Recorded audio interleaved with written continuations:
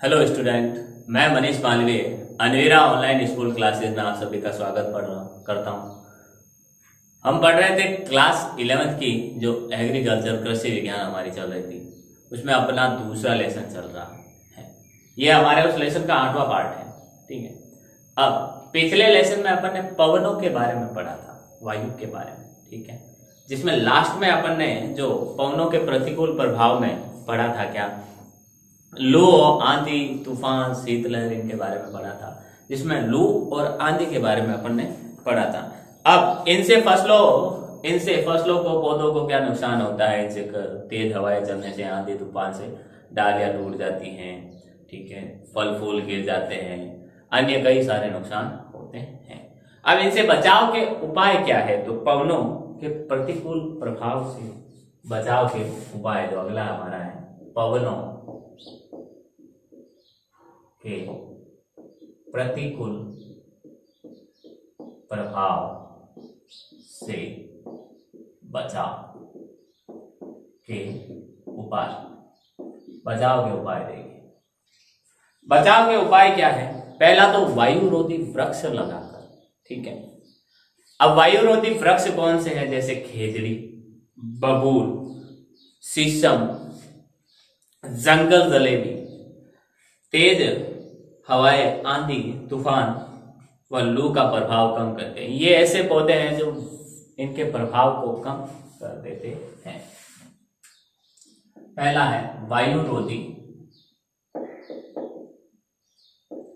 पौधे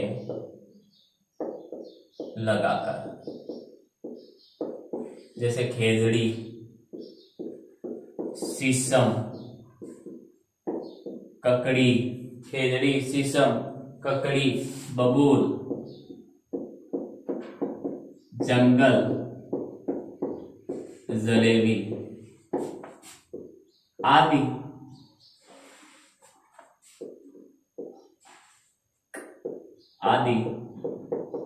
पौधे आंधी,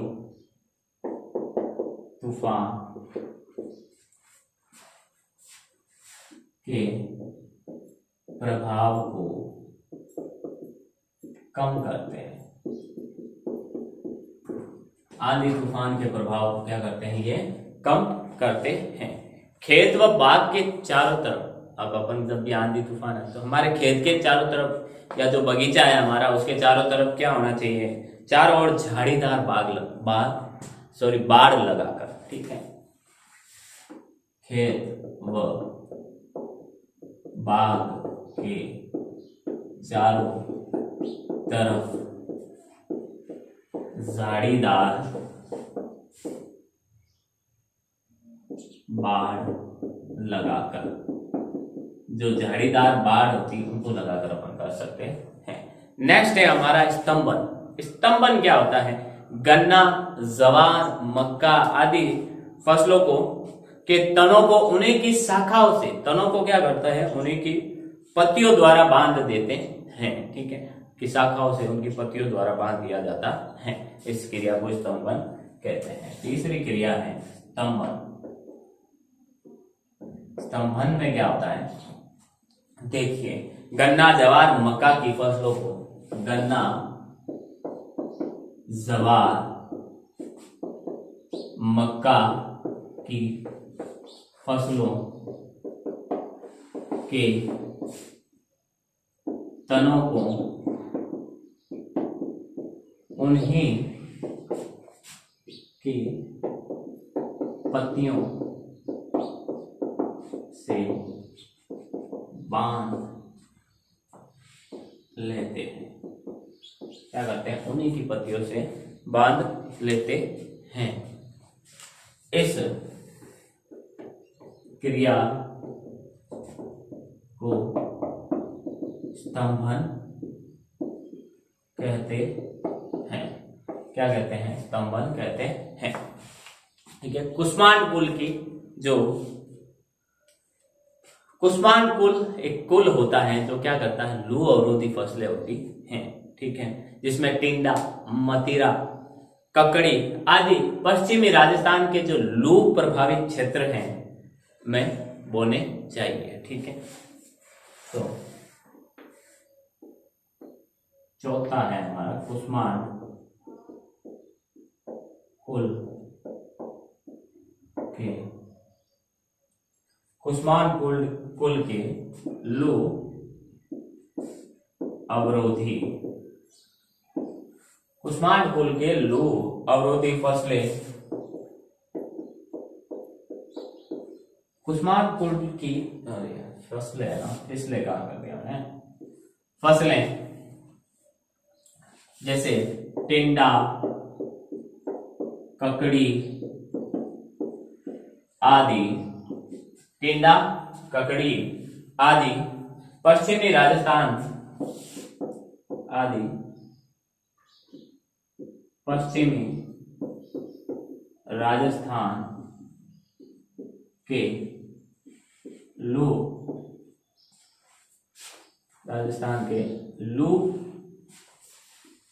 प्रभावित क्षेत्रों में बोना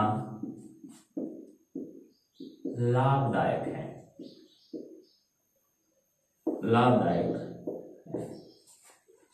लाभप्रद होती हैं, लाभ होता है इनको अगर अपन बोते हैं तो, ठीक है।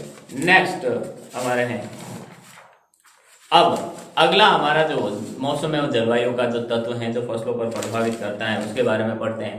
वो है हमारा वायुमंडलीय दाब के बारे में, ठीक है। वायुमंडलीय दाब, अब वायु द्वारा प्रति इकाई क्षेत्रफल पर लगाए जाने वाला दाब क्या कहलाता है? वायुमंडलीय दाब कहलाता है। तो किसी इकाई क्षेत्रफल के, जैसे ये इकाई है एक, ठीक है, ये इतनी सी इकाई अपन ने ली, ठीक है, ये इकाई है, किसी इकाई क्षेत्रफल के लंबवत रूप से वायु का भार जो एक बिंदु पर केंद्रित हो, वायुमंडलीय दाब कहते हैं। ये इकाई क्षेत्रफल के लंबवत, वायुमंडल यहां तक है, तो यहां तक का इसके ऊपर का जो वायु है स्तंभ पूरा, ठीक है, इसका पूरा भाग जिस बिंदु पर केंद्रित हो, एक बिंदु पर केंद्रित हो, तो इसे वायुमंडलीय दाब कहते हैं। इसे इंचों या मिमी में पारे की सहायता से पारे की ऊंचाई के रूप में व्यक्त किया जाता है। मीटर होता है एक जो वायुमंडलीय दाब मापने का, जिसमें इंच या मिलीमीटर में पारे की ऊंचाई के आधार पर देखा जाता है, ठीक है। तो देखिए, किसी इकाई क्षेत्र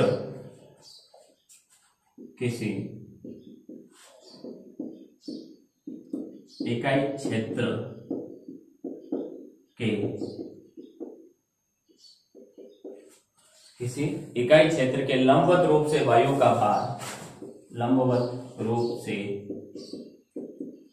वायु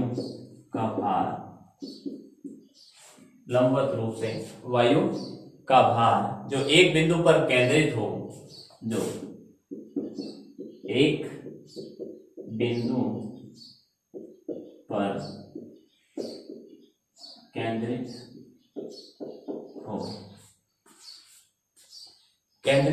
हो वायुमंडलीय दाब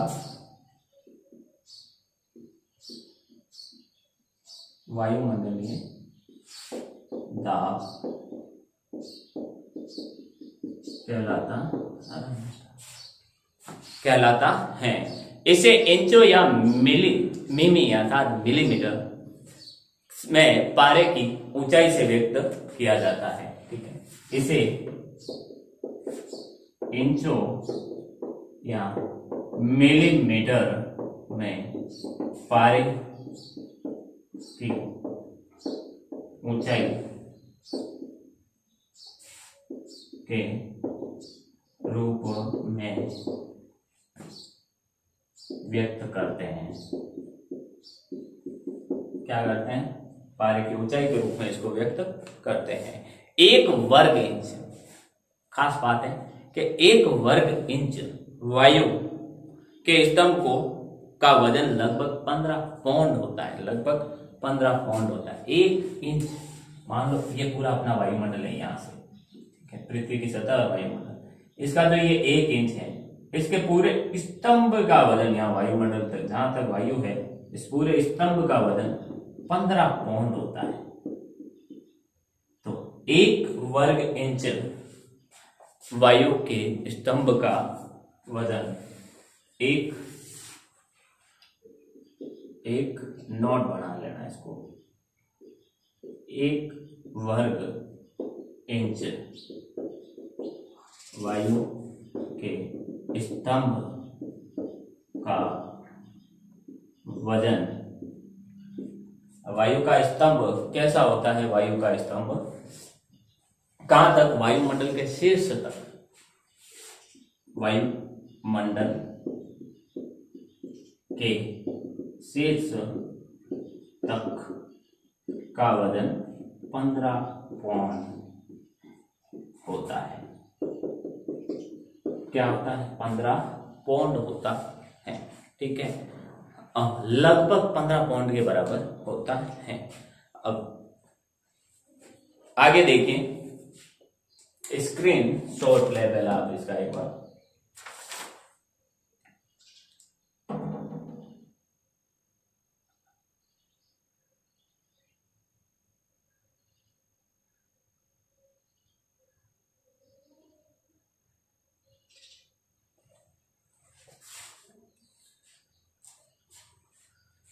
देखें। अब जो वायु होती है, अपन ने पहले वायु पवनों के बारे में पढ़ा था, जिसमें अपन ने एक चीज पढ़ी थी कि जो पवनें होती हैं, वायु होती है, वो अधिक दाब क्षेत्र से कम दाब क्षेत्र की तरफ बढ़ती हैं। अधिक दाब क्षेत्र से कम दाब क्षेत्र की तरफ बढ़ती हैं।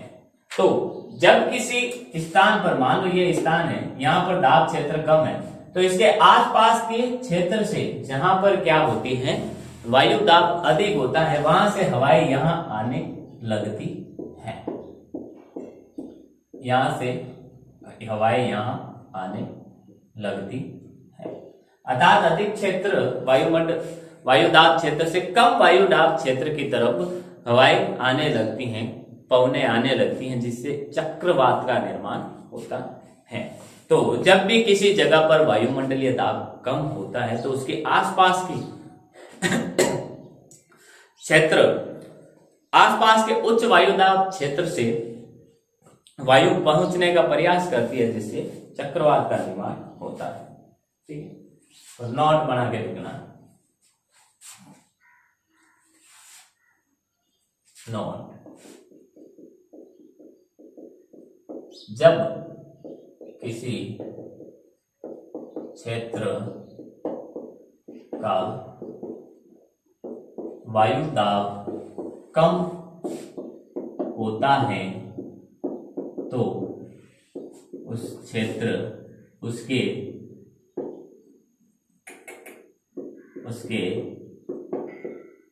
आस पास के क्षेत्र, आसपास के उच्च वायु दाब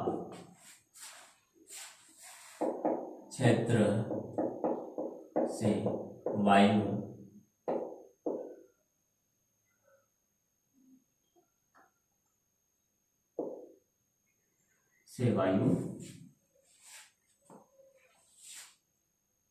कम दाब क्षेत्र में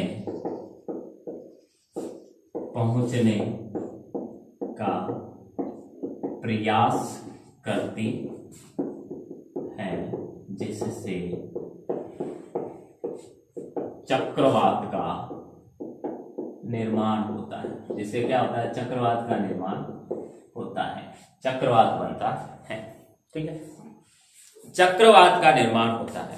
तूफान व चक्रवात का जो अनुमान हम लगाते हैं, बैरोमीटर से लगाते हैं। एक बैरोमीटर होता है जिससे तूफान, चक्रवात, कब तूफान आने की संभावना है या कब चक्रवात आने की संभावना, इसका अनुमान हम बैरोमीटर से लगाते हैं। तो तूफान व चक्रवात का अनुमान बैरोमीटर से लगाते हैं। किससे लगाते हैं? अपन बैरोमीटर से लगाते हैं। फिर मौसम संबंधी कुछ अतिरिक्त हमारी अन्य जो उपकरणों की सामान्य जानकारी है उसके बारे में अपन पढ़ते हैं। अब ये तो हो गए हमारे वायुमंडलीय जो मौसम एवं जलवायु के जो तत्व होते हैं जो प्रभावित करते हैं फसलों को, उनके बारे में अपन ने पढ़ लिया। अब मौसम से संबंधित कुछ उपकरणों की हम सामान्य जानकारी लेंगे, जैसे तापमापी हैं, ठीक है, उनके बारे में अपन पढ़ेंगे। तो देखिए अब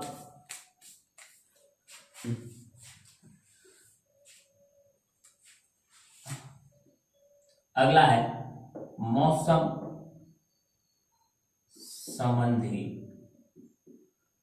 सामान्य उपकरण। मौसम संबंधी सामान्य उपकरण, ठीक है। तो देखिए पहला है हमारा तापमापी। पहला है हमारा तापमापी। तापमापी क्या होती है देखें। यह वस्तु की गर्म और शीतलता का, गर्मी और शीतलता का मापन करने वाला यंत्र होता है। पहले तो ये कितनी वस्तु गर्म है और कितनी ठंडी है, इसको मापन करने वाला यंत्र है। तो देखिए यह वस्तु की गर्मी व शीतलता का मापन करने वाला यंत्र है। मापन करने वाला यंत्र है, ठीक है। अब मौसम वेधशाला में टोटल 4 प्रकार की लगभग जो अपनी तापमापियां होती है। तो अधिकतम, एक न्यूनतम तापमापी, एक अधिकतम तापमापी, एक होती है आर्द्र तापमापी और एक होती है शुष्क तापमापी, ठीक है। तो तापमापी लगभग 4 प्रकार की होती है।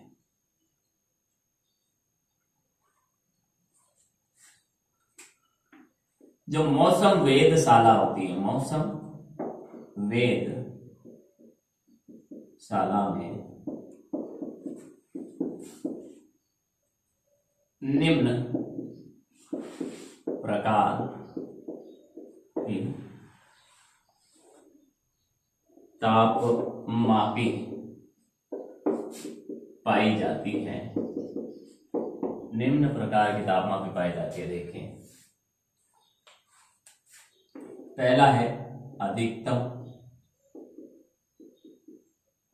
तापमापी,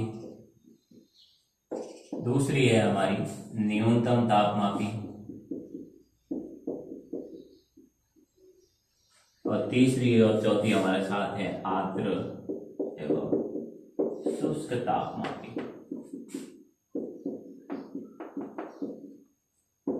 ठीक है। अधिकतम का मतलब वह तापमापी जो अधिकतम तापमान को मापे, न्यूनतम का मतलब वह तापमापी जो न्यूनतम तापमान को मापे, ठीक है। तो सबसे पहले अपन अधिकतम तापमापी के बारे में पढ़ते हैं। पहला है हमारा अधिकतम तापमापी। अधिकतम तापमापी में क्या होता है देखें।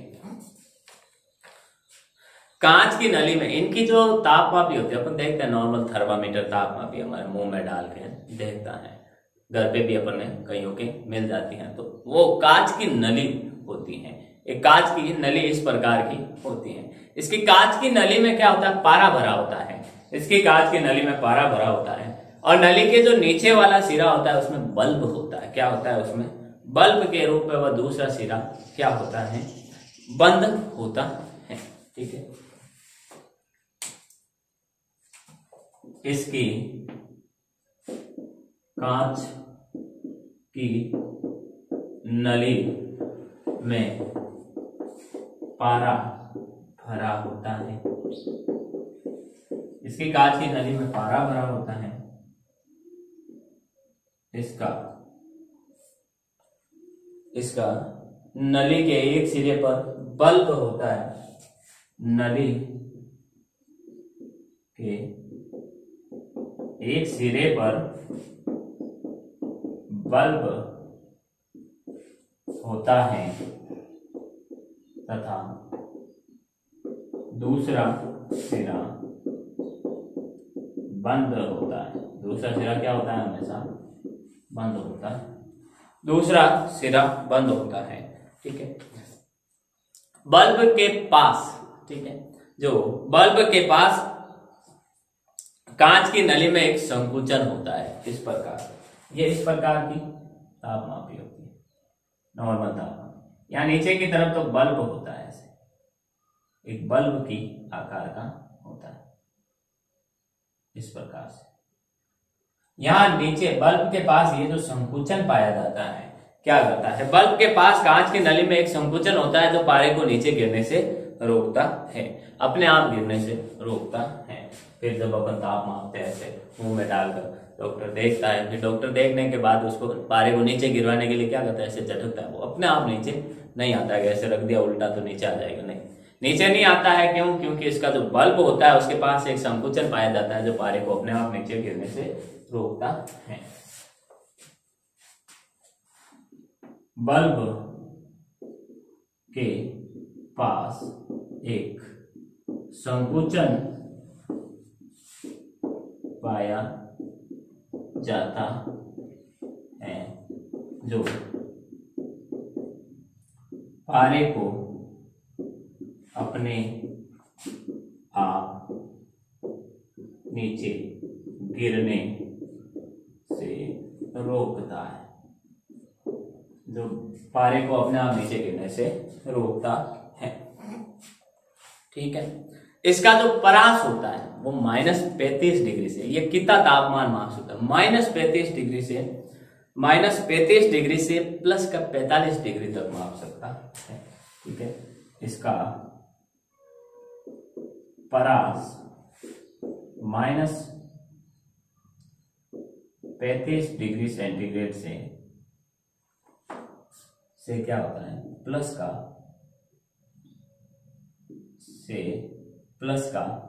45 डिग्री सेंटीग्रेड तक मापता है।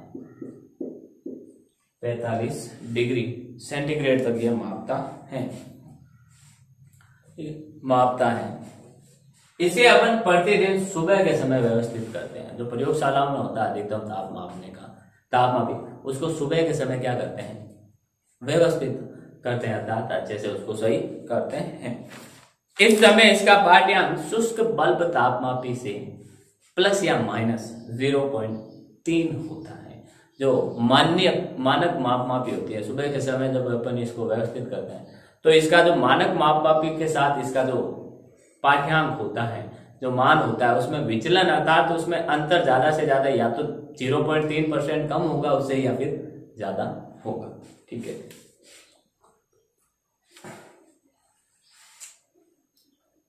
इसे प्रतिदिन सुबह के व्यवस्थित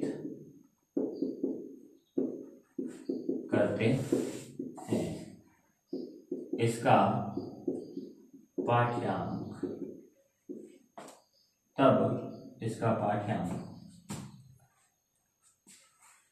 शुष्क बल्ब तापमापी, शुष्क बल्ब पाठ्यांक शुष्क बल्ब तापमापी, तब इसका पाठ्यांक शुष्क बल्ब तापमापी से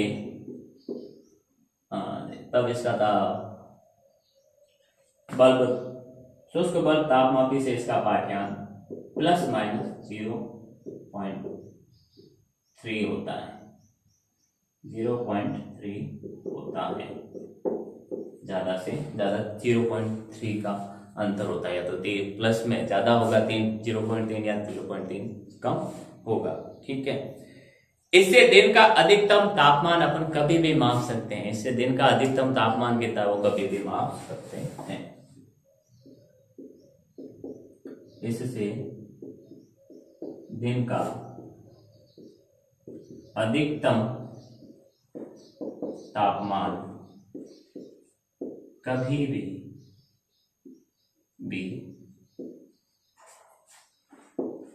माप सकते हैं। इससे दिन का अधिकतम तापमान कभी भी माप सकते हैं। कभी भी अपन इससे दिन का, पूरे दिन में कभी भी इससे अपन दिन का अधिकतम तापमान माप सकते हैं। अगला है हमारे न्यूनतम तापमापी। स्क्रीनशॉट ले आप इसका।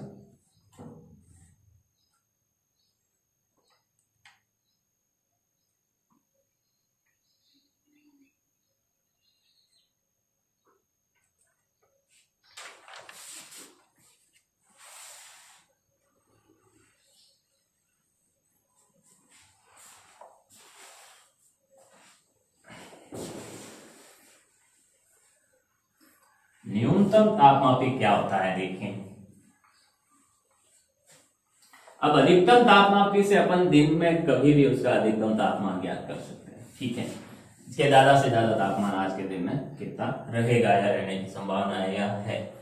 उसी तरह न्यूनतम तापमापी से अपन दिन में कभी भी इससे न्यूनतम तापमान प्राप्त कर सकते हैं। तो दूसरा है हमारा न्यूनतम तापमापी।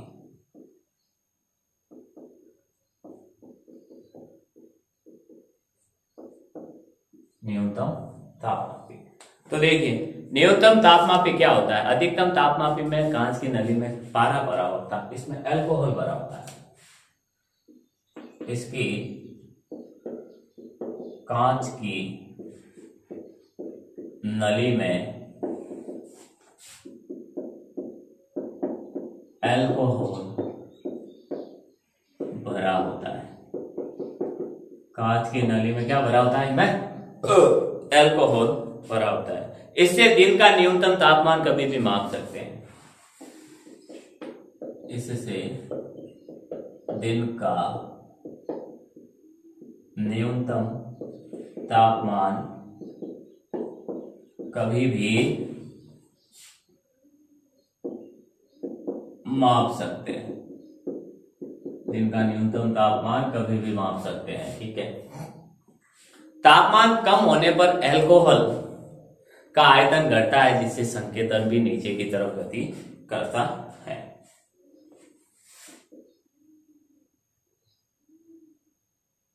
तापमान कम होने पर अल्कोहल का आयतन घटता है, जिससे अल्कोहल का आयतन घटता है, जिससे क्या होता है, जिससे संकेतक नीचे की तरफ आता है। अर्थात इस प्रकार से ये तापमापी होती है, ठीक है। अब यहां से संकेतक होता है, अर्थात जो तीर का निशान जो संकेत करवाता है कि तापमान कम है या ज्यादा है। तो जैसे ही तापमान अपन ज्ञात करते हैं, तापमान कम होने पर ये जो संकेतक है वो अपने आप धीरे धीरे धीरे धीरे धीरे धीरे नीचे की तरफ आता है। और यहाँ मान लिखे हुए होते हैं 10, 5, 9, 8, 7 इस प्रकार से लिखे होते हैं, ठीक है। ताप बढ़ने पर क्या होता है, अगर ताप कम होने पर अल्कोहल का आयतन घटता है, तो जिससे संकेतक नीचे आता है। तो ताप बढ़ने पर अल्कोहल का आयतन बढ़ता है, लेकिन संकेतक अल्कोहल के साथ ऊपर नहीं जाता है, ठीक है। अचानक अगर अपन ताप बढ़ जाए, ठीक है, तो अल्कोहल का संकेतक वापस ऊपर नहीं जाता है। ये न्यूनतम तापमान पर आकर क्या हो जाता है, व्यवस्थित हो जाता है कि पूरे दिन भर ये पड़ा रहेगा जहां पर, ठीक है, वहां का तापमान ये मापेगा, ठीक है। जैसे जैसे तापमान कम होता जाएगा ये नीचे आता जाएगा, लेकिन फिर देखते हैं कि हाँ दिन में फिर वापस बहुत ज्यादा गर्मी अगर हो गई तो ये ऊपर चला जाएगा, नहीं जाता है, ठीक है। ताप बढ़ने पर अल्कोहल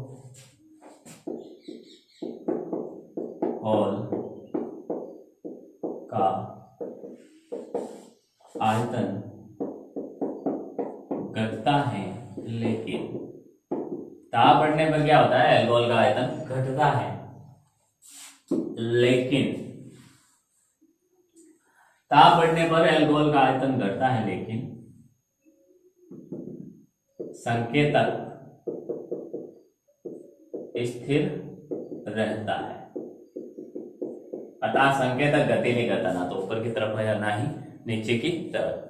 इसे प्रतिदिन दोपहर के समय व्यवस्थित किया जाता है। इसे प्रतिदिन दोपहर के समय व्यवस्थित किया जाता है। प्रतिदिन कब व्यवस्थित किया जाता है? इसे दोपहर के समय व्यवस्थित किया जाता है। दोपहर के समय इसके पारे को सही ढंग से करके फिर रख दिया जाता है, ठीक है, क्योंकि दोपहर के समय सबसे ज्यादा ताप होता है। हमने सौर विकिरणों में पढ़ा, सबसे तेज विकिरण होती है, गर्मी होती है, वो 12 बजे के आसपास होती है, ठीक है। इस समय तापमान शुष्क बल्ब तापमापी से ±0.6 डिग्री सेंटीग्रेड तक विचलन बताता है। अधिकतम में ±0.3 बता रहा था, ठीक है, इसमें 0.6 बताता है। इस समय इसका तापमान शुष्क बल्ब तापमापी से 0.6 ±0.6 होता है। 0.6 डिग्री सेंटीग्रेड होता है। नेक्स्ट है, अब इसकी जो परास होती है उसकी परास थी -35 से +45 डिग्री सेंटीग्रेड तक। इसकी परास होती है -40 डिग्री से +50 डिग्री सेंटीग्रेड, ठीक है। इसकी परास -40 डिग्री सेंटीग्रेड से +50 डिग्री सेंटीग्रेड होती है, ठीक है। अब शुष्क एवं, ये तो हो गई हमारे न्यूनतम तापमापी की बात है। अब बढ़ते अब हम शुष्क एवं अर्ध शुष्क तापमापी के बारे में, ठीक है। स्क्रीनशॉट ले लो पहले आप इसका, फिर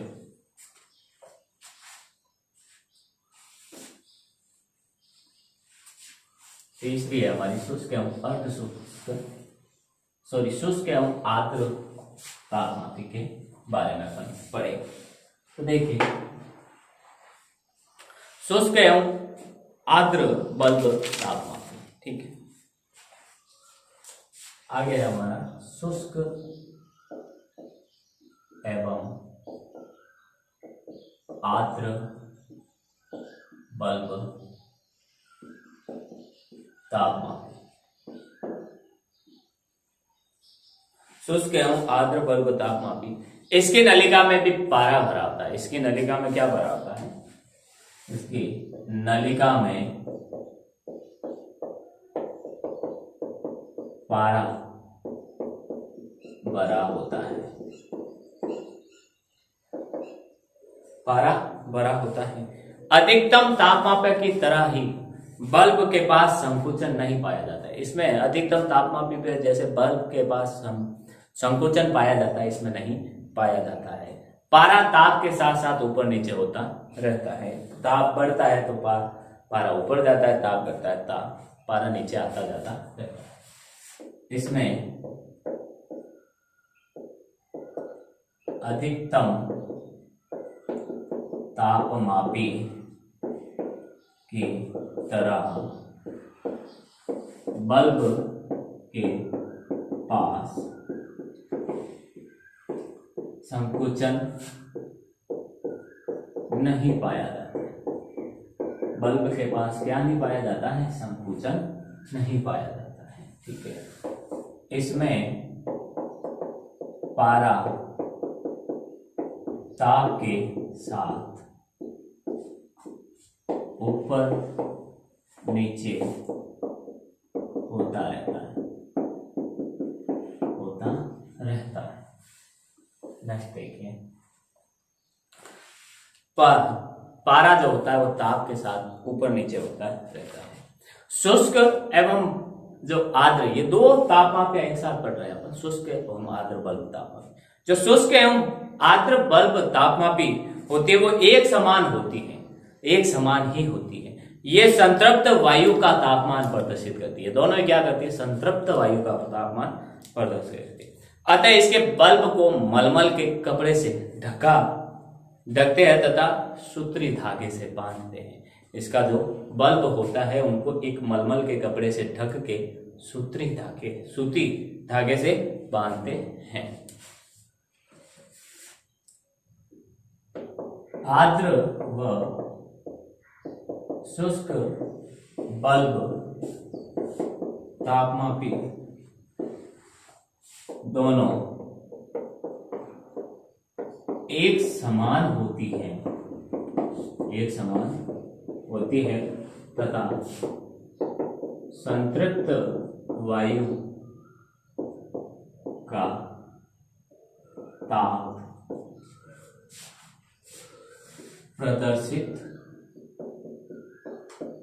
करती है। इसलिए इसके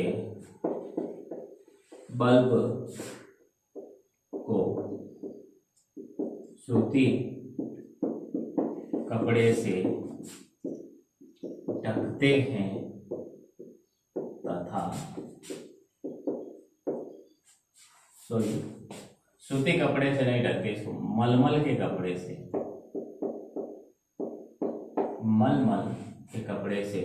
ढकते हैं तथा सूती धागे से बांधते हैं। सूती धागे से इसको बांधते हैं। ठीक है।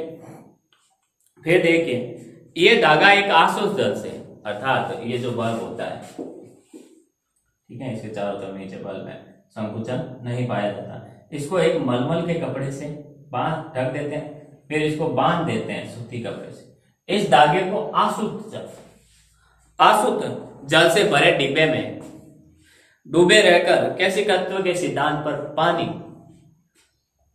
पानी स्वाप कर तापमापी के बल्ब के पास वायु को संतृप्त रखता है। अर्थात इस प्रकार से इसको रखा हुआ है, पे कहीं पर एक बर्तन रखा हुआ होता है जिसमें पानी भरा होता है आंसू, उसमें ये धागा अंदर डाल दिया जाता है, जिससे धागे से होते हुए जो पानी होता है वो इस कपड़े पर आता रहता है और इसके आसपास की वायु संतृप्त बनी रहती है। यह धागा आसुत जल, यह जो धागा होता है वो आसुत जल से भरे डिब्बे में डुबोकर रखा जाता है, जिससे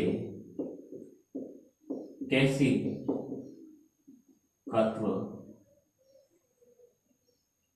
सिद्धांत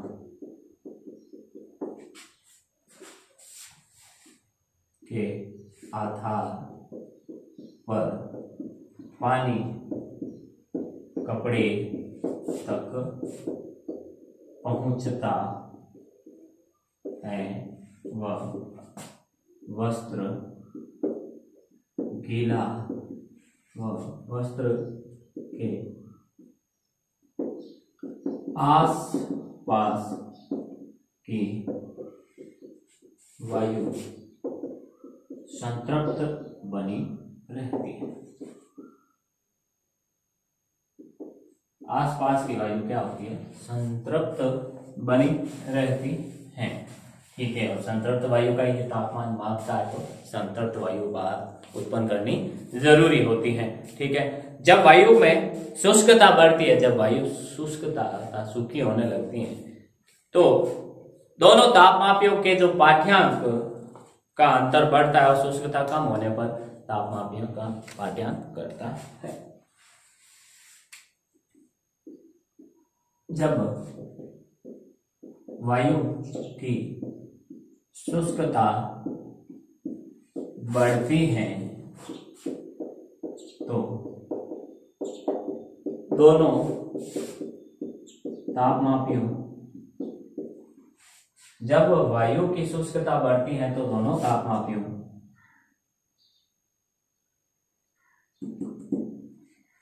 जब वायु की शुष्कता बढ़ती है तो दोनों तापमापियों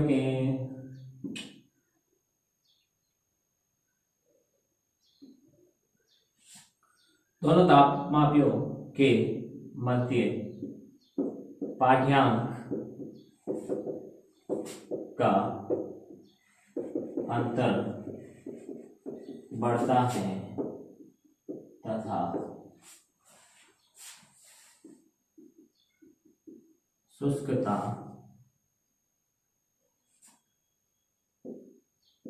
घटने पर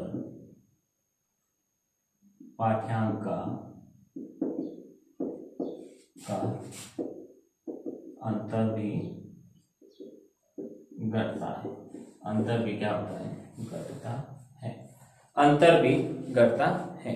वायु की पूर्ण संतृप्तता की अवस्था में दोनों पाठ्यांक समान रहते हैं। अगर वायु पूर्ण रूप से संतृप्त होती है तो दोनों आर्द्र एवं शुष्क बल्ब तापमापी का पाठ्यांक समान रहता है।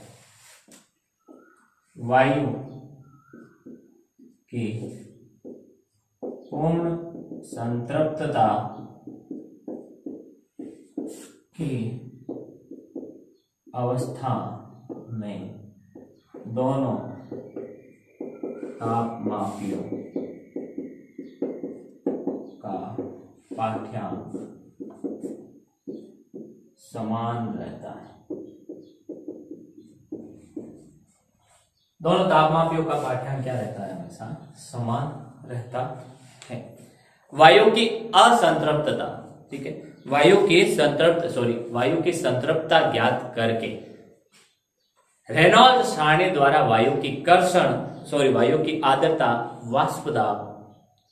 वाष्प दाब और ओसान ज्ञात किया जा सकता है। वायु की संतृप्तता ज्ञात करके हम क्या कर सकते हैं? एक सारणी होती है, रेनॉल्ड्स नामक वैज्ञानिक ने बनाई, ठीक है। उसकी संतृप्तता ज्ञात होने के बाद हम जो संतृप्तता का मान प्राप्त होता है, उस संतृप्तता पर वायु दाब क्या होता है, वाष्प दाब क्या होता है, वायु की आर्द्रता कितनी है, उस संतृप्तता के मान पर आधार पर अपन क्या कर सकते हैं।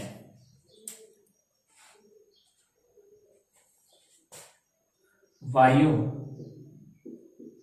की संतृप्तता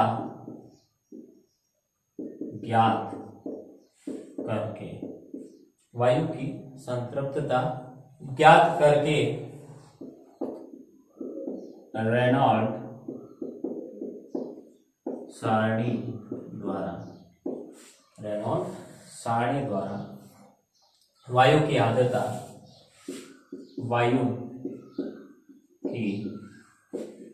आर्द्रता, वाष्प दाब तथा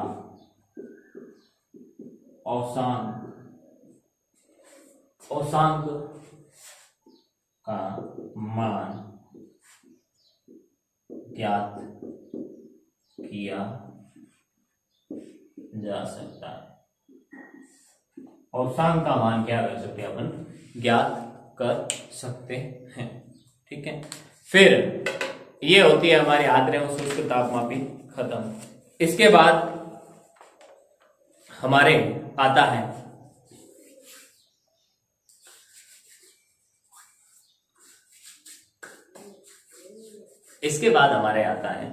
देखिए, इसके बाद आएगा स्टीवेंसन स्क्रीन के बारे में। स्टीवेंसन स्क्रीन में ये चारों तापमापियां एक साथ रखी जाती और किस प्रकार से रखी जाती है उसके बारे में अपन पढ़ेंगे आने वाली क्लास में। तो उम्मीद करता हूं जो भी आज अपन ने पढ़ाया है वो आपको समझ में आया होगा। स्क्रीनशॉट लें पहला इसका और आपके उपयोगी होगा। मिलते हैं अपन अगली क्लास में, तब तक के लिए ऑल द बेस्ट। घर में रहिए, सेफ रहिए, मास्क का प्रयोग करिए, अनावश्यक रूप से घर से बाहर ना घूमें। मिलते हैं अगली क्लास में, तब तक के लिए all the best. Thank you.